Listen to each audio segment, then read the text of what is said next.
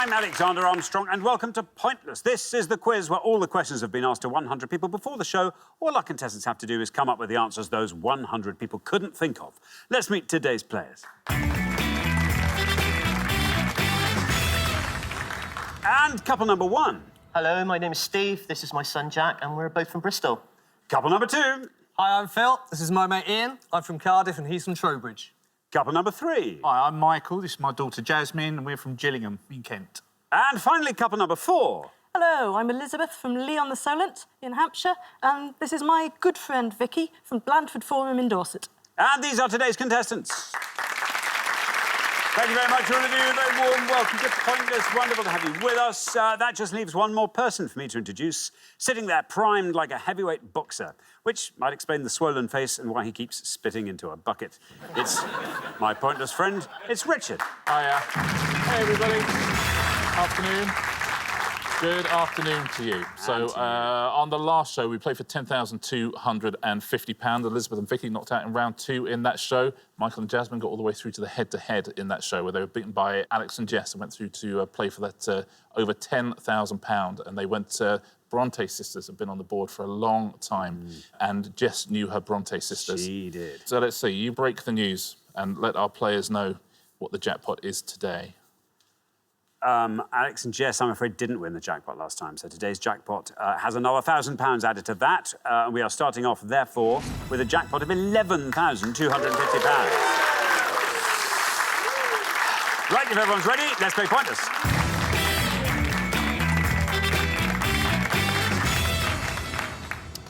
As ever, it will be the pair with the highest score at the end of each round that gets eliminated, so you just have to make sure your scores are as low as you can get them. Very best of luck to all four pairs. Our first category this afternoon is politics. Can you all decide in your pairs who's going to go first, who's going to go second? And whoever's going first, please step up to the podium.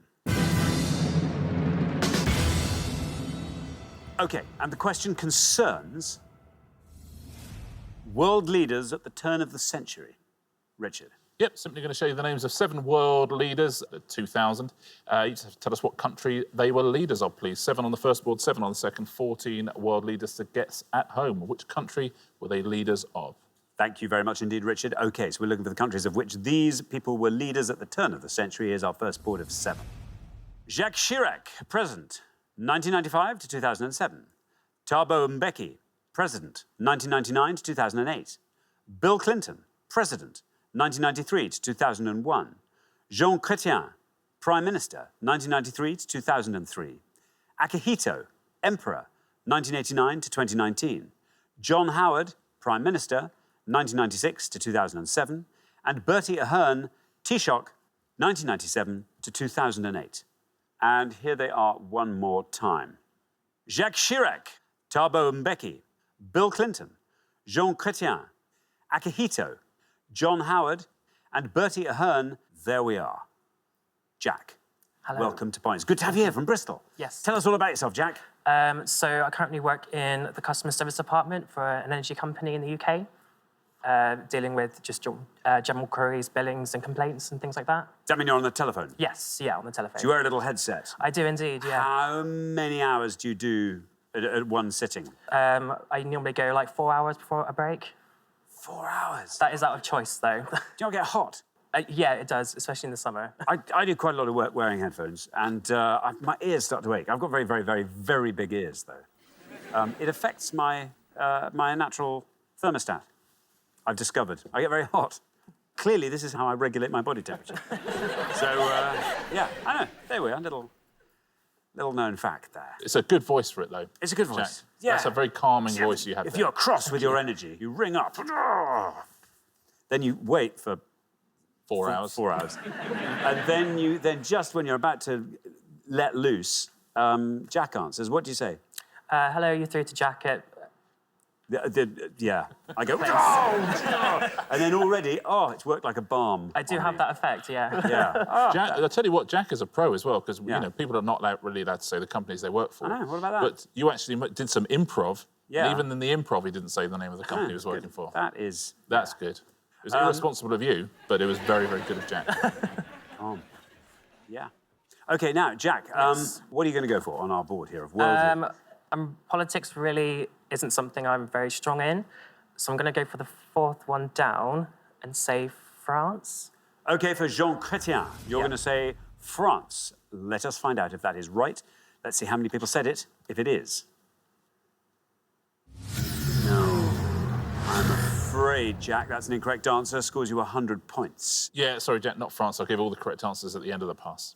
Thank you very much indeed. Richard, Ian, welcome to Pointless. Lovely to have you here. Tell us all about yourself.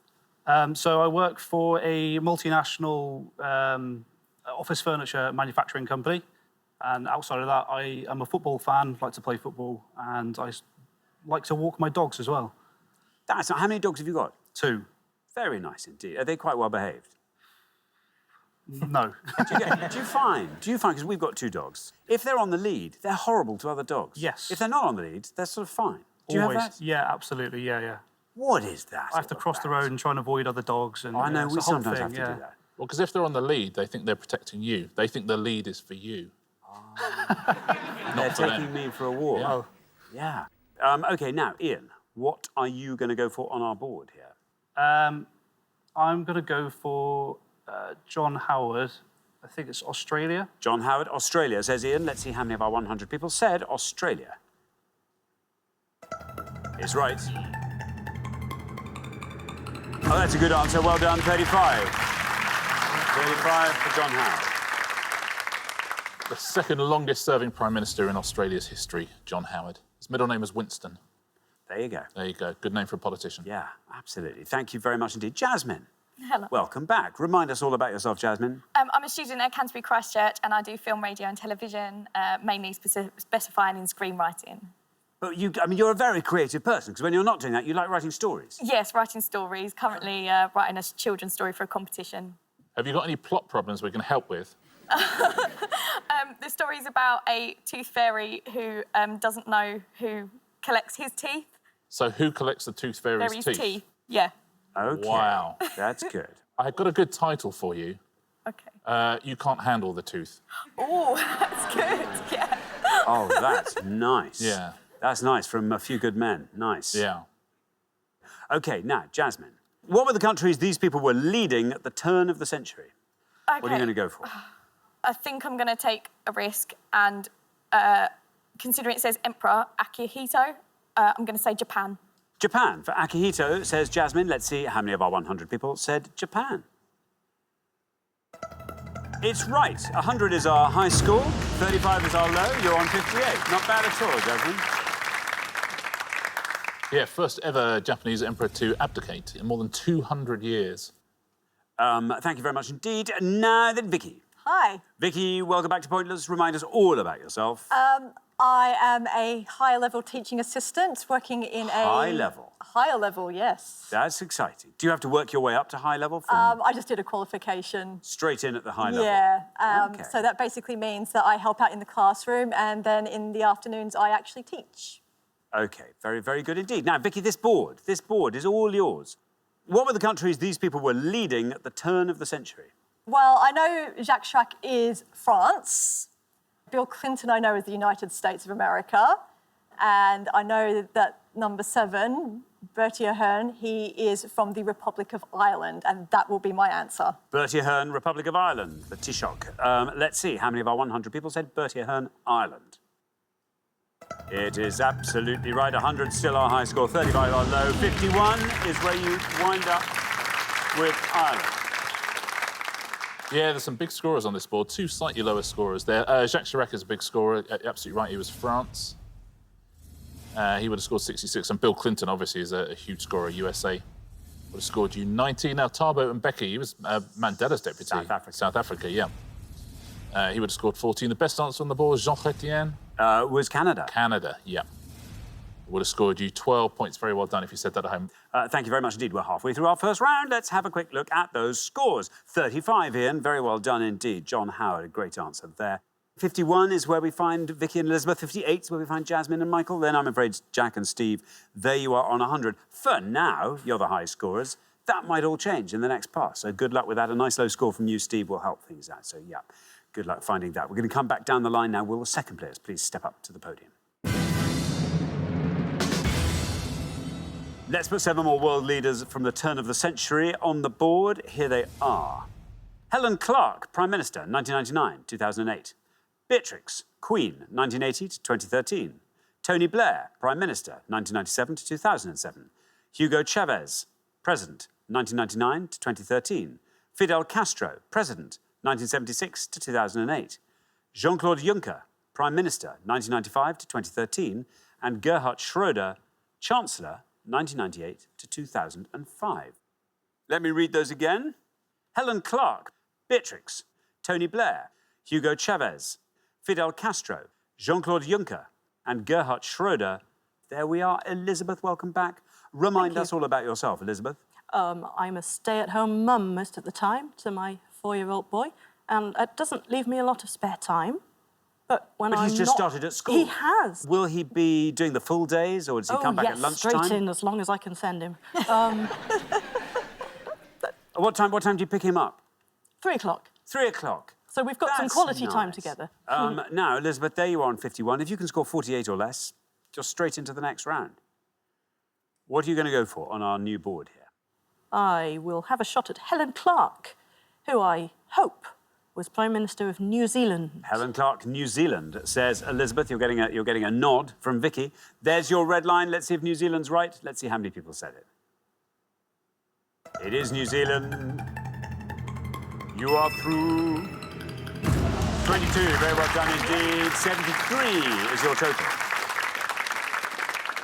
Yeah, she was New Zealand's second female Prime Minister immediately after the first one, Jenny Shipley. Thank you very much, Richard.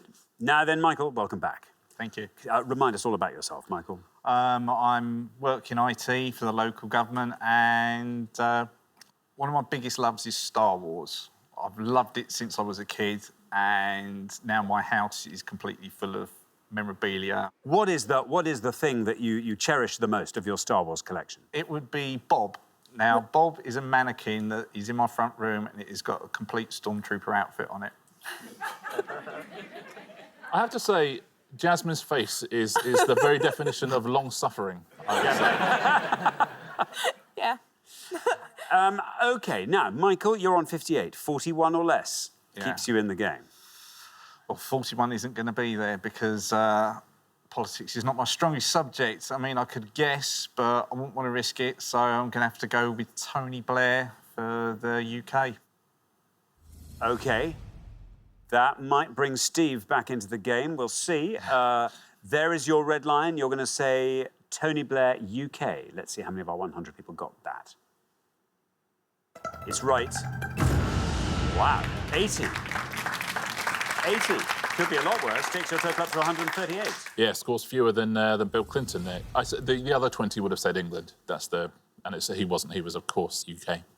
Thank you very much indeed, Richard. Now, Phil, welcome to Pointless. Good to have you here. Tell us all about yourself, Phil. So I live in Cardiff with my wife and 2 little humans. I work for a digital marketing agency. In your spare time, Phil, what do you get up to? I play a lot of sports, kind of running and football and tennis in the summer as well. Yeah. I've got an allotment as well, which kind of keeps me busy a lot of the time Very too. nice. Very nice indeed. Now, Phil, there you are. On 35, doesn't matter what you score, you're through to the next round. These people were all leaders of their various countries at the turn of the century. Which countries were they? As I've got a little bit of a free pass, should we go Jean-Claude Juncker, Belgium? Belgium, says Phil. OK, no red line, you're already through. Let's see if Belgium is right. Not Belgium. But, yeah, we'll see. That scores you 100 points, takes your total up to 135. You're through anyway. Yeah, absolutely. Good work going for it. You've got to take a risk in that situation. I suspect you won't be the only person to have gone for Belgium. Feels like a perfectly good guess, doesn't it? It does, yeah. Thank you very much indeed, Richard. Now then, Steve, welcome to Pointless. Good to have you here from Bristol. Yeah. Tell us all about yourself, Steve. I've been married to Shell, 25 years, and I run a small business moving pianos. That's just got comedy written all over it, hasn't it? All kinds of piano, upright, grands? Uprights, grand pianos, concert grands, small uprights, upstairs, downstairs, and anywhere you want them. Very nice. What's been the trickiest piano move you've done to date? I think one of the hardest, I had to take a 9-foot concert grand to a place down in Devon and there was 8 or 9 outside steps, and I was promised help down there, and the help were 2 guys down there that wouldn't see this side of 65, no disrespect to the elderly. Yeah, right. Now, Steve, you are on 100 there. If you can score 37 or less, Steve, round 2 has a place for you. Okay. Do you want to talk us through the board? Not really. Fidel Castro is Cuba. That's the only one I know for sure. I'm going to have to go with Hugo Chavez and take a real punt and say Mexico. That's what you're going to go for. Mexico for Hugo Chavez. Let's see if that is right. Here is your red line. Sorry, Steve, not Mexico, but you did exactly the right thing. You had to do that there to try and keep in the game. That takes your total up to 200. Yeah, you've got to have a punt in that situation. And at least, look, the journey home will be easier because you both got 100, which is nicer. No one there. Now, where are we on the rest of this board? You're quite right about Fidel Castro. You were right to avoid him. Would have scored you too many points, Castro. Would have scored you 63. You had to take the risk. Now, Jean-Claude Juncker, not Belgium. Luxembourg. Luxembourg, yeah. 18 years as leader of Luxembourg. Would have scored you 9 points. Gerhard Schröder. Germany. For Angela Merkel, he would have scored you 51. Now, Hugo Chavez, not Mexico. Venezuela, yeah. He would have scored you 16. And Beatrix? Netherlands. The Netherlands. Welcome to our Netherlands viewers. 29. So the best answer on the board there was Luxembourg. Very well done if you said that. There we are. Thank you very much indeed, Richard. Well, we are at the end of our first round, which means we have to say goodbye to one of our pairs. Steve and Jack, I'm so sorry, far too soon to be sending you back to Bristol, but we will see you again next time. Look forward to that very much. Meantime, thank you so much. Steve and Jack. But for the remaining 3 pairs, it's now time for round 2.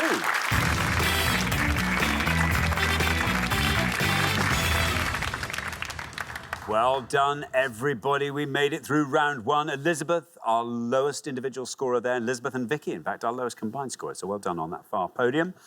Best of luck to all 3 pairs. Our category for round 2 is science.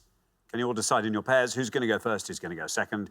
And whoever's going first, please step up to the podium. OK, let's find out what the question is. Here it comes. We gave 100 people 100 seconds to name as many chemical elements with no more than 2 different vowels as they could. Yeah, looking for any element on the periodic table as of July 2019, please, that has no more than 2 different vowels in its name. It can have like 3 A's and 4 E's, but so long as it's only got 2 different types of vowel. It can't have 3 different types of vowel. I see. Either 1 or 2. Even if it has 7 A's? It has 7 A's and 14 U's. It still counts. I know the one you're thinking of. Thank you very much. Well, this is fun. Ian. sort of question you really want to be going first on, isn't it? No. Yeah. Mine's got a bit blank. Probably not a chemical element, but I'm going to go for boron. Let's see. Boron, how many of our 100 people said it? But crucially, is it right? It is right. Phew.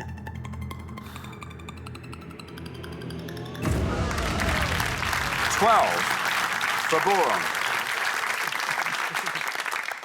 Yeah, it's only got O's. It's a dark amorphous powder, boron. Are you all right? Yeah. No, I misunderstood the parameters of the. Oh, so you thought you wouldn't be allowed 1 vowel? Yeah. No, you can have 1 or 2. Oh, just no more than. No more than. I thought it had to be 2. Oh, yeah, I'd even read it out. I read it out. With respect, you are something that rhymes with boron. Listen. And that's... yeah. He's not really, but someone had just said boron. I couldn't. That was an open goal. I had to. Jasmine. Yes. Jasmine. Now I understand the rules. I'm really interested in this. What are you going to go for? I'm a little bit gutted because that was my answer, but I have miraculously thought of another one. So, silver. Silver. Let's see how many of our 100 people said silver. Silver's right. Down it goes for 39. Not bad. Yeah, it's got an I and an E in it. They use it now in lots of kind of antiperspirants and things. It stops odour-creating bacteria, silver. Seems an expensive way to go about it. Doesn't it? Yeah. Wow. But I mean, lots of people wanting to dance like this, actually. Yeah. Just to show off their silver pits. Yeah. That's amazing. Thank you. OK, now, Vicky. Xander. So we look at any chemical element whose name contains 2 distinct vowels or fewer. Vicky, what are you going to go for? I would like to apologise to my husband because he is a science teacher and I really don't want to let him down. But I'd also like to say thank you to Monty Python because they are the inspiration for my answer, which is going to be tungsten. Tungsten. Tungsten. Tungsten, says Vicky. Let's see how many of our 100 people went for tungsten. It's right. 39 is the high score, 12 is the low. You passed the high, you passed the low, down to 3. Monty Python, thank you. 3 is your score. Well, we are halfway through our round. Let's have a look at those scores. 3, the best score of the past. Well done, Vicky. Then we travel up to 12, where we find Ian and Phil, and up to 39, where we find Jasmine and Michael. A little bit ahead there, Michael. Let's see if we can find a nice low-scoring answer from you in the next pass. See if that sorts everything out. We're going to come back down the line now. Will the second players please step up to the podium? So remember, Elizabeth, we are looking for any chemical element whose name contains 2 distinct vowels or fewer. I'm going to go for a long one. Tennessine. That's the one I was thinking of as well. Oh, I hope it's right then. Oh, so do I. Otherwise, we'll look like borons. That is your red line. I think it's a brilliant answer, obviously, because I would. Let's see how many of our 100 people said Tennessine. It's right. Good. We're brilliant. And it's pointless. Look at that. Being a pointless answer, it adds £250 to today's meagre jackpot, taking it up to £11,500. Scores you nothing, leaves your total at 3. Ah, that's wonderful. As if we needed more money in that jackpot. Very well done. Yeah, terrific answer. One of the newer ones, highly radioactive. It was discovered, it's called Tennessine because it was discovered at Wimbledon. Oh, right. I thought it was discovered by Pavarotti and Jose Carreras. yeah, but at Wimbledon. Yeah, at Wimbledon. Yeah. Right, now, Michael, you're on 39. You're the high scorers. Let's see if we can get another Tennessine-type thing going. I'm afraid I've got to play it safe and go Mercury. No red line for you as you're the high scorers at the moment, but let's see what happens when we say Mercury.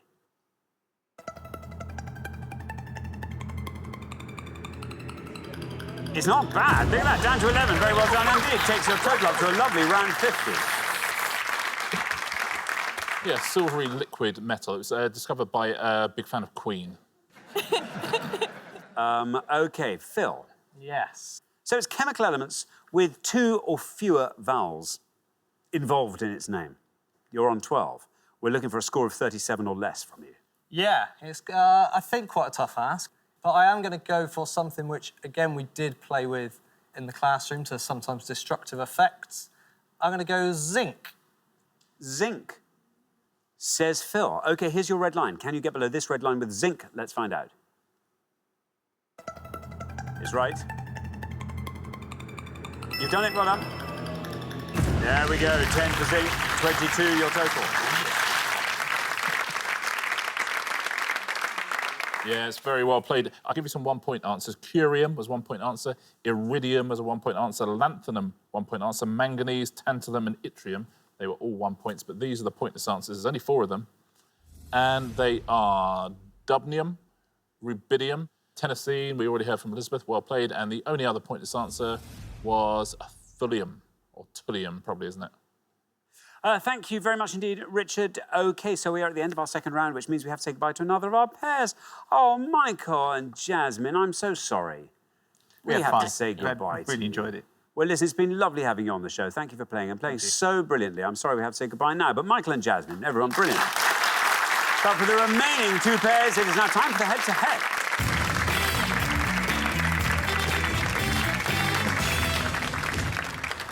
Congratulations, Elizabeth and Vicky, Ian and Phil. You're now 1 step closer to the final and a chance to play for that jackpot, currently standing at £11,500. Well, it's the head-to-head. So from here on in, you can confer before you give your answers. First pair to win 2 questions will be playing for that jackpot. I mean, I keep saying someone's going to win it, but someone really is going to win it. Yeah, it's not I going think they to keep going up. It would be, what a lovely jackpot to win that would be, wouldn't it? Yeah. Oh, you could do some damage with that. That's a nice jackpot, really. I mean, sometimes, they're always nice. Sometimes it's a few sandwiches on the way home, and sometimes it's a new home. This is kind of halfway house. Best of luck to both pairs. Let's play the head-to-head.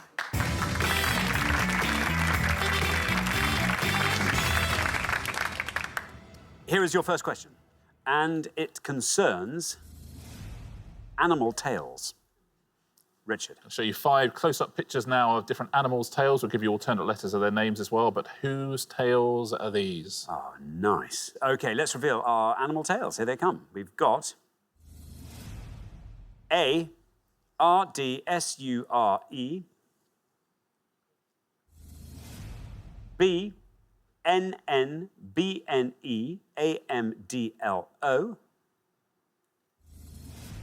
C, C-M-O-T-R-S-E-S-A-K, D, S-R-P-D-S-U-K,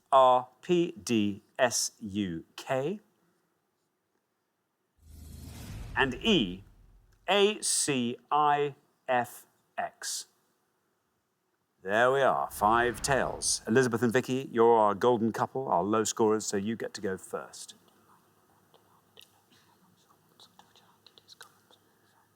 Okay. We're going to have a stab at B. We're hoping the first word is 9, banded armadillo. 9 banded have you counted the bands? No, 1, but 2, that's a 3, good 4, point. 5, 6, 7, 8, 9, 10, 11, 12. It's too late now. Anyway, listen, Oh, 9 shit. banded armadillo. 9 banded armadillo is what you're going to go for. So, Ian and Phil. So I think A is a Red squirrel. red squirrel. You're Yeah. right. And then we've got the Arctic fox at the end as well. Yep. And then is it a Some kind of shark and some kind of skunk. Yeah, let's play it safe with the Arctic fox. OK, Arctic fox. So, we have got 9 banded armadillo and Arctic fox. Elizabeth and Vicky went for 9 banded armadillo for B. Let's see if it's right. Let's see how many people said it if it is. It is the 9 banded armadillo.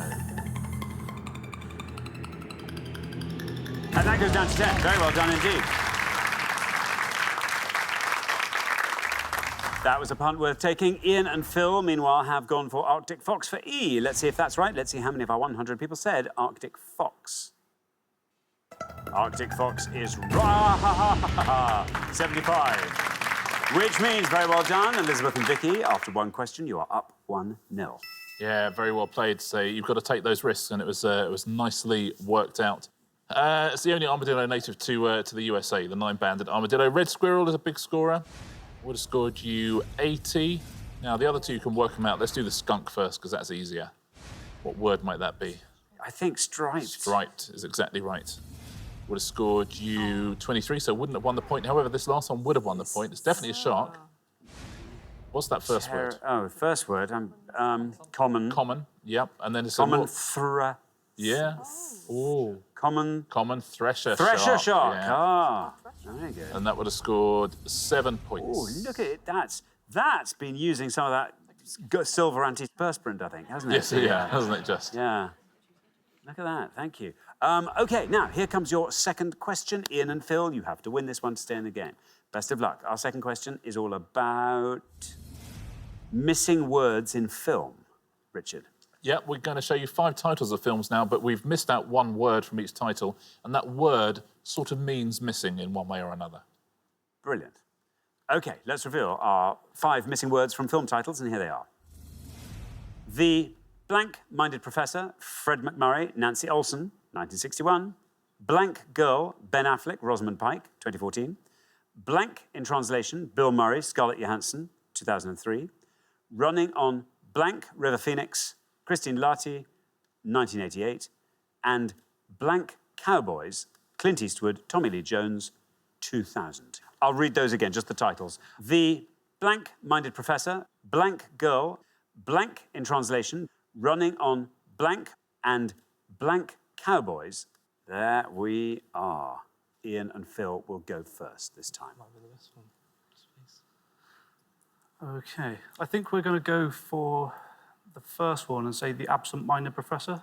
OK, the absent-minded professor, say Ian and Phil. Elizabeth and Vicky, over to you. I'm not really sure on the River Phoenix film, and the Clint Eastwood, Tommy Lee Jones one is in my mind. I know the Ben Affleck, Rosamund Pike one is Gone Girl, and Bill Murray's Scarlett Johansson is Lost in Translation. So I think we'll go for Gone Girl. OK, you're going to go for Gone Girl. So we have the absent-minded professor and we have Gone Girl. In the order they were given, Ian and Phil went for the absent-minded professor. Let's see how many of our 100 people got that. Absent is right. Down to 39.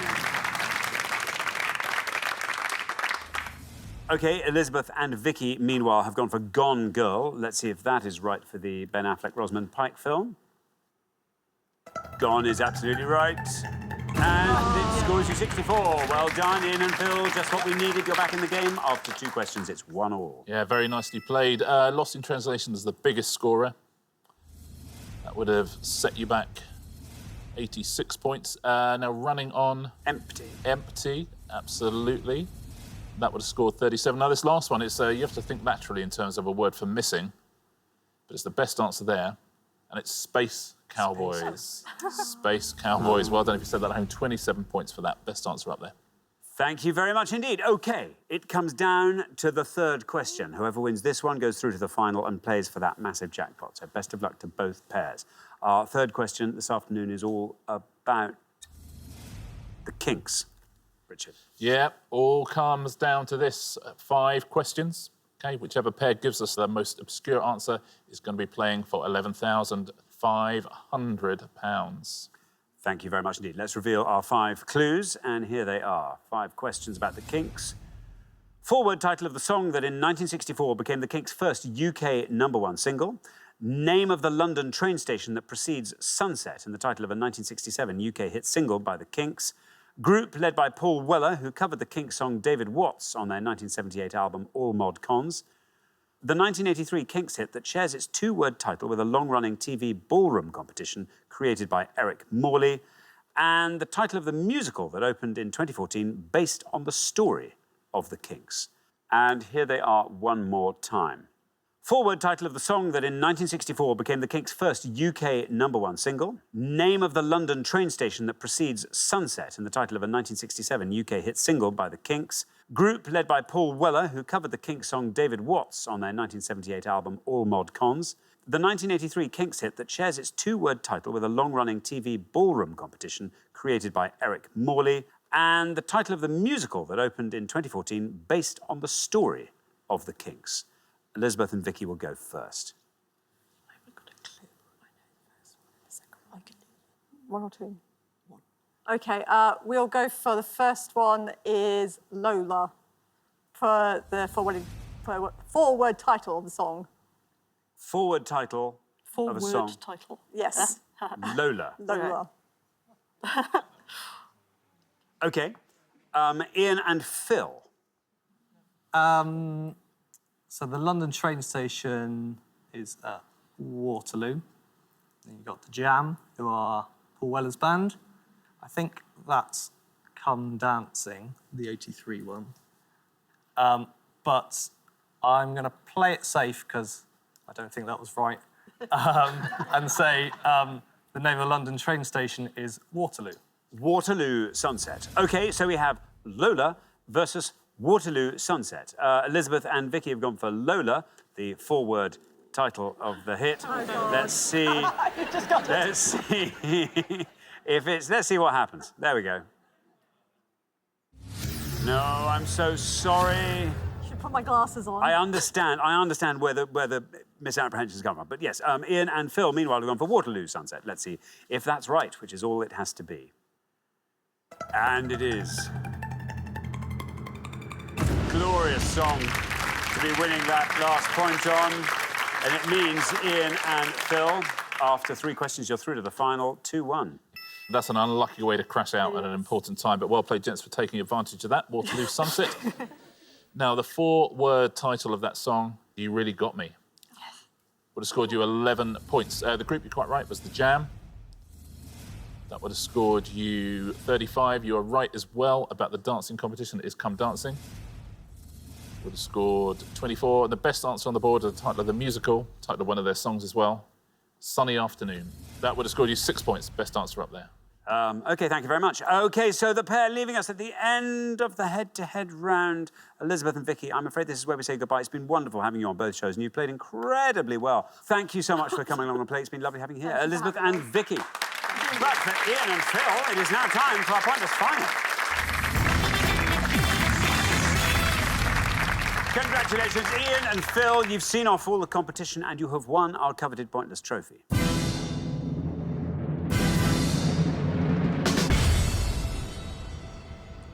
That's exciting. It's not as exciting as this, because you now have a chance to win our Pointless jackpot. And as you know, at the end of today's show, the jackpot is standing at £11,500. Now,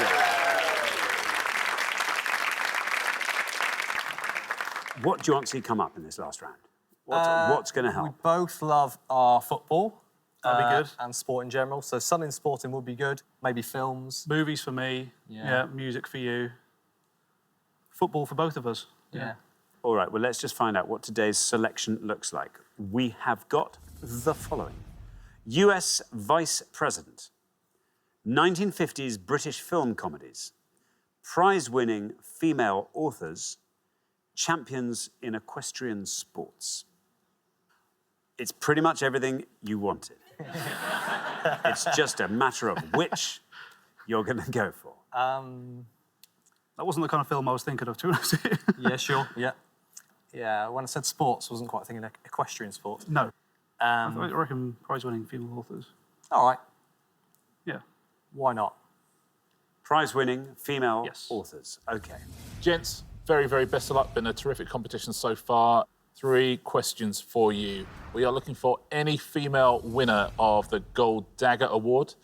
We are looking for any female winner of the Booker Prize. Or we are looking for any female winner of the Pulitzer Prize for Fiction. And as you can see, that's all the way up to the 2018 award of each of those. So the Gold Dagger, the Booker Prize, or the Pulitzer Prize. Very, very best of luck.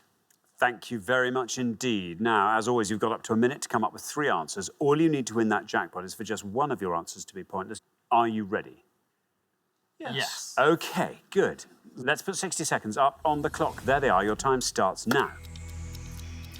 OK, I've dropped you in this, haven't I? Yes, you have, yeah.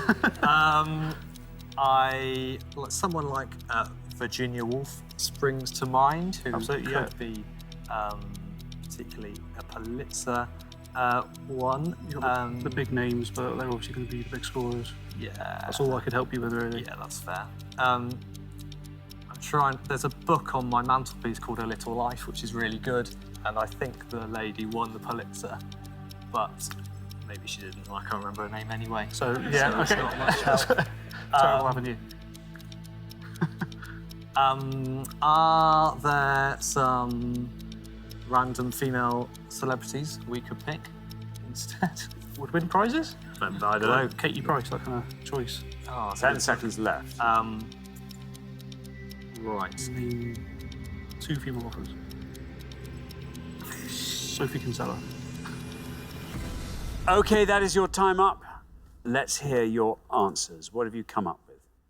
Let's go with Sylvia Plath. Sylvia Plath for which category? For the Pulitzer Prize. For the Pulitzer Prize, Sylvia Plath. Virginia Woolf. Virginia Woolf for the Pulitzer Prize. And who is your one? I thought you said one just now. I said one. Sophie Kinsella. Let's go for it.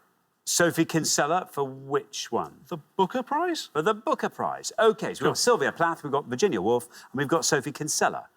Of those 3, which is your best shot at a pointless answer? That's a good question. One of yours, I'd say. Let's go Sylvia Plath. Sylvia Plath goes last. Least likely to be pointless? Sophie Kinsella. Sophie Kinsella, and then we put Virginia Woolf in the middle. Well, let's put those answers up on the board in that order then, and here they are. We have got Sophie Kinsella, Virginia Woolf, Sylvia Plath. 3 good answers on the board there. Wouldn't it be amazing if one of these turns out to be pointless and wins that jackpot? 11,500 quid. What would you do with it if you won that? I'd redo my driveway, and I think we need some new double glazing as well. So. Oh, wow, that's so exciting. I really... No, that's brilliant. These things have to be done. Phil? It's my 10th wedding anniversary next summer, so I think I fancy a wine tour somewhere. OK, well... I'd still go for tarmac in the drive. Yeah. If I had a drive, then I would. OK, your first answer was Sophie Kinsella. In this case, we were looking for female winners of the Booker Prize. If Sophie Kinsella is right and has won the Booker Prize and is pointless, you will leave here with £11,500. No, not Sophie Kinsella. Let's turn to your second answer, Virginia Woolf. In this case, we were looking for any female winner of the Pulitzer Prize. If Virginia Woolf is pointless, £11,500 will be yours. Let's see how many people said Virginia Woolf. No bad luck. I'm afraid not Virginia Woolf. So we have to turn to your third and final answer, Sylvia Plath. Again, we're on the Pulitzer Prize, female winners of the Pulitzer Prize. If Sylvia Plath is pointless, you leave here with £11,500. How many people said Sylvia Plath? Oh, no bad luck. Bad luck. Well, listen, that was a game attempt, and you know it wasn't. None of those categories were categories that you'd have particularly liked to have seen there. But you know, you came up with 3 answers. I'm afraid you didn't manage to find that all-important. I was going to say point. You didn't manage to find that all-important correct answer. So I'm afraid you don't win today's jackpot. But listen, you've played so well, and you get a pointless trophy each to remember your triumph by. So there we are. It wasn't an empty. Absolutely. You had a crack, guys. That's all people can ask of you. Sylvia Plath won a Pulitzer Prize for poetry, but not for fiction. Let's take a look, shall we, at the pointless answers. Gold Dagger first. Any crime writing fans might get some of these. You could have had B.M. Gill, Joan Fleming, Mary Kelly, Sarah Peretsky, also Emma Lathan and Paula Gosling as well. Val McDermott and Ruth Rendell were the highest scorers there. Now, female winners of the Booker Prize. Sophie Kinsella will be delighted to think that she had one. Anita Bruckner for Hotel du Lac, Pat Barker for Ghost Road, Penelope Fitzgerald for Offshore, and Ruth Prower Jabvala, also a pointless answer there. Margaret Atwood, Hilary Mantel, and Iris Murdoch, the 3 biggest scorers there. And the Pulitzer Prize for fiction, you could have had any of these. Alison Lurie, Jane Smiley was a pointless answer, Jhumpa Lahiri, and Catherine Ann Porter, the biggest scorers there, Donna Tartt, Harper Lee, and Jennifer Egan. Very well done if you got any of those pointless answers at home. Thank you very much indeed, Richard, and thank you, Ian and Phil. I'm sorry you didn't win our jackpot today. That'll therefore roll over onto the next show, when we will be playing for £12,500.